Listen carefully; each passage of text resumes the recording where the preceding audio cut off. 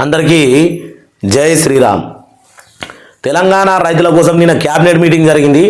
Cabinet మీటింగ్లో మంత్రులు ఏం చర్చించారు మరి అంటే పంట నష్ట పరిహారం ఇద్దామనా, అలాగే యాసంగి రైతు భరోసా ఇద్దామనా, లేకపోతే మంత్రుల పంచాయతీ లొల్లుల గురించి ఇట్లా క్యాబినెట్ మీటింగ్ జరిగిందా, ఎందుకోసం క్యాబినెట్ మీటింగ్ జరిగింది అనేది తెలంగాణ యావత్ ప్రజానీకం అంతా చర్చించుకుంటా ఉన్నారు.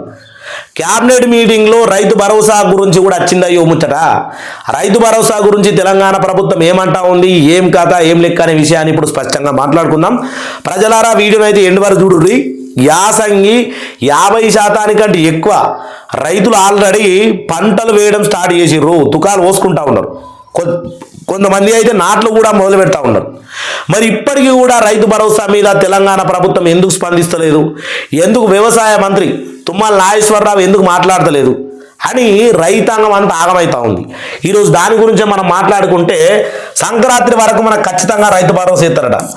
నాకు ఇస్తారు, మరి ఏం చేస్తారో ఒకసారి చూద్దాం. ఇగో టీజీ రైతు భరోసా పథకం ద్వారా ఏడాదికి ఎకరానికి 12,000 2 విడతల చొప్పున ప్రభుత్వం రైతులకు పెట్టుబడి సాయం అందిస్తున్న విషయం అందరికీ తెలిసిందే. అయితే నవంబర్లో ప్రారంభమయ్యేనట. ప్రారంభం అయ్యింది సారు, ప్రారంభమయ్యేది కాదు, నవంబర్లో ప్రారంభమయ్యింది. ఆల్రెడీ కొంతమంది తుకాలు పోసేసిర్రు, రొంపులు చేస్తూ ఉన్నారంటే దుక్కులు దున్నుతూ ఉన్నారు. ఇప్పటికీ కూడా రైతు భరోసా 1-2 ఎకరాల వరకు వేసి ఉండాలి. కానీ మీరు ఎందుకు ఎత్తలేరో కూడా తెలియదు. జూబ్లీహిల్స్ ఎలక్షన్లు అయిపోయినాయి, మీ పార్టీ నుంచి విజయం సాధించిండ్రు. మరి ఇదే ఊపు మీద తెలంగాణ రైతులను కూడా ఆదుకోవాలి కదా. అంటే ఓన్లీ ఓట్లు మాత్రమే మాకు, పోట్లు మాత్రం ప్రజలకు అన్నట్టు ఉంది. అదే మనసుడు రోగమత్తే నాది కాదు కానీ పంటగత్తే మాత్రం నాదే అన్నట్టుంది తెలంగాణ ప్రభుత్వం యొక్క వ్యవహారం. వీడు ఏమంటా ఉన్నది, నవంబర్లో ప్రారంభమయ్యే రబ్బీ సీజన్కు ముందే రైతుల ఖాతాల్లో నిధులు విడుదల చేయాలని ప్రభుత్వం భావిస్తున్నట్టు తెలుస్తూ ఉంది. ఒకవేళ డిసెంబర్లో స్థానిక ఎన్నికలకు వెళ్ళాలని హైకోర్టు ఒత్తిడి చేస్తూ ఉంది. స్థానిక ఎన్నికలకు రావాలంటే రైతు భరోసా ముఖ్యంగా వేయాలి. తెలంగాణలో 89% రైతాంగమే ఉన్నది. 89%. ఈ కులము ఆ కులం అని కాదు, అన్ని కులాల కలుపుకొని మొత్తం రైతులే ఉన్నారు. అట్లాంటి వేళ ఏమంటా ఉన్నారంటే స్థానిక ఎన్నికలకు వెళ్తే ప్రభుత్వం పథకాల కింద రైతుల ఖాతాలకు ఆర్థిక బదిలీ చేయలేరు కాబట్టి ముందుగానే నిధులు బదిలీ చేసేందుకు ప్రభుత్వం ప్రణాళిక వేస్తున్నట్లు కూడా సమాచారము. ప్రభుత్వము ప్రణాళిక వేస్తూ ఉందట. నిన్న క్యాబినెట్ వీడియోలో ఏం మాట్లాడిరు సారు అని అంటే ఇది మాట్లాడిరు, ఇంత పెద్ద ముచ్చట మాట్లాడిరు. కానీ తెలంగాణ రైతుల ఓట్ల గురించి మాట్లాడమంటే, ఎలక్షన్ల గురించి మాట్లాడమంటే గంటలు ప్రెస్ మీట్లో మాట్లాడతారు. తెలంగాణ రైతుల గురించి ఈ ముచ్చట మాట్లాడిరు. వేసేస్తాం మేము రైతు భరోసా, ఇంకా ఇలానే ముచ్చట చూస్తే మనకు సిగ్గుపోతుంది.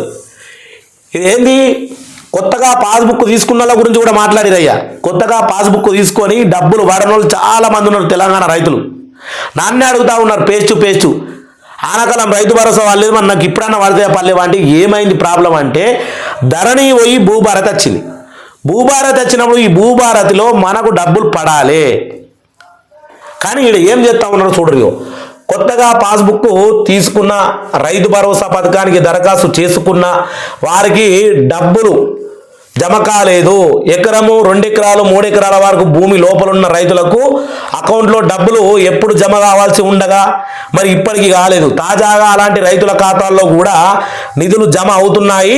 అంటే నిధులు జమ అయితే అని చెప్తా ఉన్నారు. కొత్తగా పాస్బుక్ తీసుకున్న వాళ్ళు అయితే ఉంటే వాళ్ళకు సంబంధించి ఏఈఓ, వ్యవసాయ అధికారి, విస్తీర్ణ అధికారి, ఎవరైతే మనకు వ్యవసాయ విస్తీర్ణ అధికారి ఉంటాడో ఆయన దగ్గరికి పోయి రైతు భరోసా పథకానికి సంబంధించి దరఖాస్తు చేసుకున్న వాళ్ళు ఇంతకు ముందు ఆనాకాలం ఏదైతే మనకు జూన్ నుంచి జూలై దాకా 1 నెల ఉంటుంది రైతు భరోసాకు సంబంధించి, అప్పుడు కనుక మీరు దరఖాస్తు చేసుకున్నట్టయితే పోయి బ్యాంకులో చెక్ చేసుకోవాలి, ఎందుకోసం ఆగిపోయింది అని చెప్తా ఉన్నారు.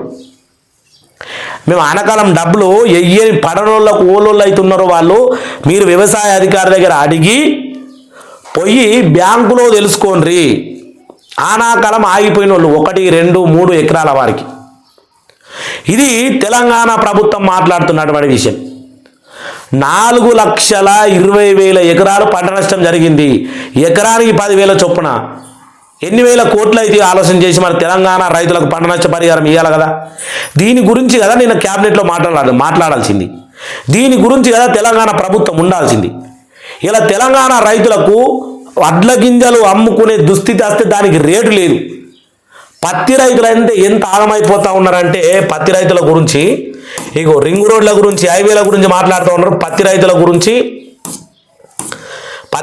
గురించి మనోడీలు పెట్టలేడు. కానీ ఇగో తెలంగాణ రైతు భరోసా ఆశలు రైతుల అకౌంట్లో ఈసారి 12,000 పడుతున్నాయా? తెలంగాణ ప్రభుత్వం రైతు భరోసా కింద పంట పెట్టుబడి సాయం అందిస్తున్న సంగతి తెలిసిందే. అయితే ఈ పథకం ద్వారా డబ్బుల కోసం రైతాంగం అంతా ఆశగా ఎదురు చూస్తూ ఉన్నారు. మనకు వానాకాలం నాట్లకు ముందు వేసిరు. దీన్ని ఎందుకు తీసుకున్నా అంటే ఒకటి ఉండే, ఏదైతే ఎన్ని ఎకరాలకు వేసిరు అయ్యా ఆనకాలం అంటే చిల్లింగు విధానం లేకుండా 100 ఎకరాలకు వేసిండ్రు. 16 లక్షలు, 17 లక్షలు, 20 లక్షలు రైతు భరోసా. ఓవ్వా చిన్న సన్నకారు రైతులకు 6,000, 12,000, 18,000, 24,000 ఈ రకంగా చిల్లింగ్ విధానం తీసుకొస్తామని చెప్పి మొత్తం ఒక ఏడాదంతా సర్వే చేసి నిరుడు చిల్లింగ్ విధానం లేకుండా మొన్న ఆనకాలం రైతు భరోసా ఇష్టం వచ్చినట్టుగా చేసేసిండ్రు. చిన్న సన్నకారు రైతులకు ఇప్పుడు యాసంగి సీజన్ మొదలైంది, రైతు భరోసా ఇయ్యరు నాయన అంటే చూసినాం కదా. ఆల్రెడీ మనం ముందుగల ఒక ముచ్చట ఉన్నది. తెలంగాణ ప్రభుత్వం రోజు వస్తూ ఉన్నటువంటి అప్డేట్లు ప్రతి ఒక్కటి మన ఛానల్లో అప్లోడ్ చేస్తూ ఉంటాం. ప్రజలారా, నేను అడుగుతా ఉన్నది ఏంటంటే మిమ్మల్ని కామెంట్ చేయాల్సింది, చిల్లింగ్ విధానం కావాలన్నా వద్దా? చిల్లింగ్ విధానం అంటే ఏంది? 10 ఎకరాల కట్ ఆఫ్, ఓన్లీ 10 ఎకరాల లోపల ఉన్న వాళ్ళకే రైతు భరోసా వేయాలి. 10 ఎకరాల మీద ఉన్నోడు భూసామే కదా. 10 ఎకరాల వరకు అన్నారు, 7.5 ఎకరాల వరకు అన్నారు, 5 ఎకరాల వరకు అన్నారు. కానీ 20 ఎకరాల వరకు, 50 ఎకరాల వరకు, 100 ఎకరాల వరకు కూడా సాగులో ఉన్న భూములకు రైతు భరోసా వేసినాం. లక్షల కోట్లు ఖతమైపోయినాయి. మరి ఓలకుంటే ఈ 100 ఎకరాలు అనేది తెలంగాణ రైతులు ఆలోచన చేసి మన కట్టాపు కావన్నా వద్దా, చిల్లింగ్ విధానం కావన్నా వద్దా? ఇలా నువ్వు నేను మాట్లాడుకున్నామని కాదు, ఈ వీడియో ఎక్కడి వరకు చేయాలన్నా అక్కడి వరకు కూడా చేరుతుంది. చూసేటోళ్ళు కూడా చూస్తారు కూడా. కాబట్టి తెలంగాణ రైతులంతా కామెంట్ చేయాలని కోరుకుంటా ఉన్నా. అందరికీ తొందరగా యాసంగి సీజన్ రైతు భరోసా వేయాలి. దీని గురించి క్యాబినెట్లో ఏం మాట్లాడిరో బయటకు అప్డేట్ అనేది విడుదల చేయాలి. ప్రతి ఒక్కళ్ళకు పంట పెట్టుబడి సాయం అందించాలని కోరుకుంటూ జై తెలంగాణ, జై రైతన్న, జై శ్రీరామ్, జై శ్రీరామ్.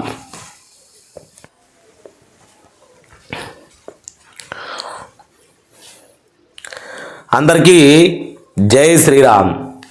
తెలంగాణ రైతాంగానికి శుభవార్త. యాసంగి టీజీ రైతు భరోసానయ్యో.